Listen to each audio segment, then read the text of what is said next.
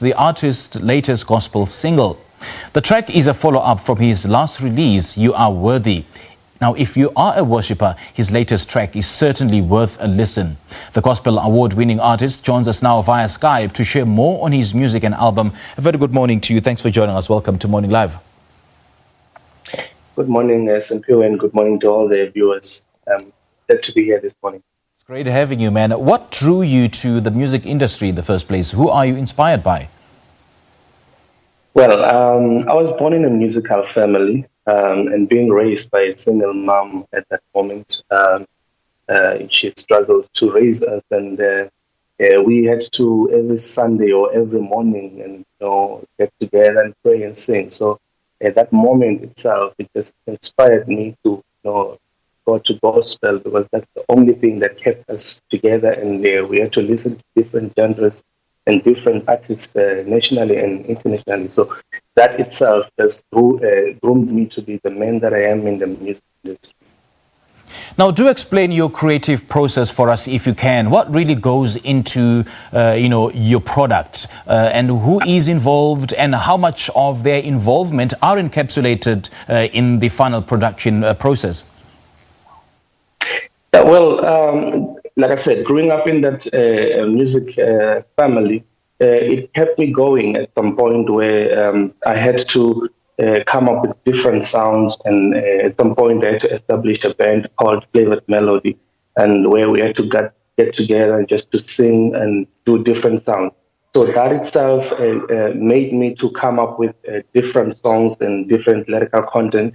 As you know, these days, musicians don't really like to write songs. So writing songs has been in my blood since childhood, and working together with different artists across the country, being mentored by your Bishop Benjamin Duve and my producer Mbonge, all those things just groomed me to be where I am today, and releasing such songs, and in Mpumalanga working with Popampa Du and other people.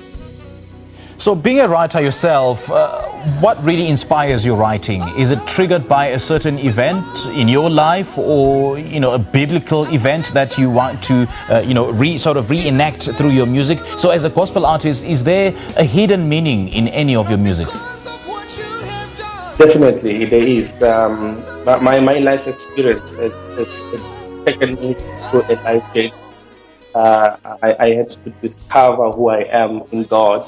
And I wanted to express that and share with people about the God that I have touched and what He has done in my life. So my upbringing has not been the best of all. So that itself has just groomed me to start to express what is inside of me, and just speak of the God that has kept me all these years that I've been on earth. I guess that's what sets you apart from the other gospel artists, because you say that it is inspired by your love of God. Basically, your life or your music is a testimony of your life, compared to other artists who simply do it for the craft or for commercial purposes, as it were. Definitely. I would just say this. I'm a giver, and being in that moment where I feel like I need to take out something, I always have an extra thing that I want to do in a song. You are with. I wanted to express God, the miracle of God taking me out from a very difficult experience of a car accident where I thought I'll never make it, where people wrote me off. And that moment itself, it just makes me to want to say to somebody, your situation is not over yet. You can make it in life, and through God, anything is possible. And having said that, then, is your music classified under praise or worship? My music is contemporary. It's a good contemporary gospel. It mixed with a bit of blues and then a bit of African sound. So it's a mixture of everything. But I just want to be recognized as a minister of the way, who writes songs to inspire, like the likes of Benjamin Duve, the likes of Andrew Koch, the Mighty Clouds of Joy, just to mention a few people who always wants to write songs that are going to last decade after decade. Yeah. Now, do you have any collaboration with other artists? What is that process? What is it that you look out for in that particular artist before making that decision to collaborate with them? Well, I have a principle of that I've studied with the Jesus I have touched. So every time when I want to work with somebody, I need to understand what did Jesus do for you, because it's difficult these days to to just collaborate with anybody. Some people they just in for it for money, and some other people they just there to for fame.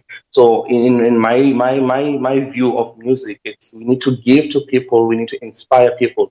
So wherever that I collaborate with, it's somebody that I can relate to. It's either through an experience or maybe somebody that can tell me a story about what this Jesus done for them. Well, I'm going to have to be a bit more controversial here, Gershom, with regards to what you've just said, that you only collaborate with those that Jesus has done something for them, perhaps. So what about those, big names in the industry or a big artist who doesn't necessarily preach the word, but is solely doing it for the love of money or fame? Would you go for that artist in terms of collaboration? Well, I think this is just a gift. I can say to me, if somebody has a gift that I think at that moment I can use, and we can agree on a certain terms. Yes, I can just look at that. But my principle is just to have somebody that can release the same heart that I have. I'm a giver. I just want to give, and if there can be an element that can complement the giving part that I have, then I can use it. Because I know I don't have all the skills, I can't play all the instruments, but I can at least need one who can play an instrument who's probably in for it for money. Fair point you're making there. So what has been your biggest highlight so far in this industry? What are some of your highs and the lows? Yeah, well, during this COVID-19, it has been a bit difficult. One, because I had planned to do a recording on the 5th of June, so I had to postpone it until further notice. I think that itself just turned me and gave me a bit of who can I be in this industry, because I had to come up with different strategies to even market myself on your live streaming Facebook, where I think I've done quite a number of sessions every Sunday 4 o'clock, and also to just go beyond and just reach out to the needy people out there, and needy families. So basically that's what has been keeping me busy and keeping me irrelevant to what I want to do in the music business. Now, before I let you go, let's discuss your plans. What do you have up your sleeve? A full album perhaps, or a video? I'm praying for a full album. I'm praying that this year God should just make a miracle, and then this lockdown it's probably lifted, and we can be able to go back and to our normal life. And that's my prayer. I just want to release a full album, and with featuring all the artists that I wanted to feature on my album. Okay. And so many artists have gone the live recording route. Is that what you're also looking into? Yes, definitely. I enjoy live recording. I'm not a fan of studio work.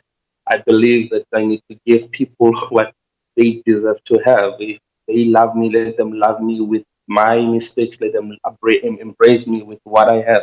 So I want to do live things, and since I've been in the music industry, I enjoy watching live performance. So where is your music available? How do we download? Yeah, it's available in all the music platforms, on your YouTube, your Spotify, your iTunes, and YouTube. So you can get there if you can just say Gershom Ntimane, then everything will appear there. All right, great stuff. What a refreshing chat I've just had with you. Thank you so much for joining us, Gershom. Thank you very much, Sipiwa. Have a great day. You too, man. We just spoke to award-winning gospel artist Gershom Ntimane on his latest release, Mbonge. The track is available on all digital platforms.